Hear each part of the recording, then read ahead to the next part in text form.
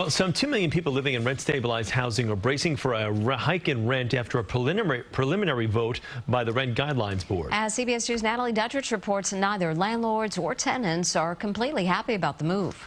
I think that's kind of ridiculous with, everything going up, food, gas. And now Lisa Fitzgerald is worried about how much her rent will go up after the Rent Guidelines Board approved a preliminary proposal for stabilized buildings. The motion passes by a vote of 5 to 4. If the results hold in the final vote, it would allow rent increases on one-year leases by between 2 and 4%, and on two-year leases from 4 to 6%.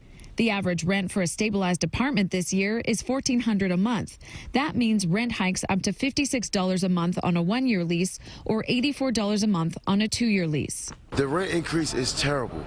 Right now, I'm paying $14. And I can't afford $1,400 with a one-bedroom apartment. I have multiple sclerosis. I had a total hip replacement. Tenant advocates were hoping for a freeze or even a rollback. When you increase my rent to that much, what are you telling me? Did I eat or drink or feed my family? How are we okay increasing rents when 26% of people living in the rent stabilized housing that we're proposing to increase them pay more than 50% of their income in rent? But Jay Martin with the Community Housing Improvement Program says landlords are trying to keep up with costs. We've seen fuel costs in double-digit increases, 20 to 30%, insurance cost increase, property tax increases. So it's all about finding that balance. Vito Signorelli with the Rent Stabilization Association says all he's asking is the increase is fair.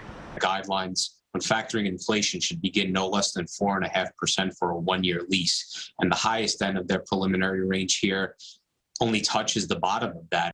And there will be several public meetings over the next few weeks for people to voice their concerns. The final vote in June. In Long Island City, Queens, Natalie Duttridge, CBS 2 News.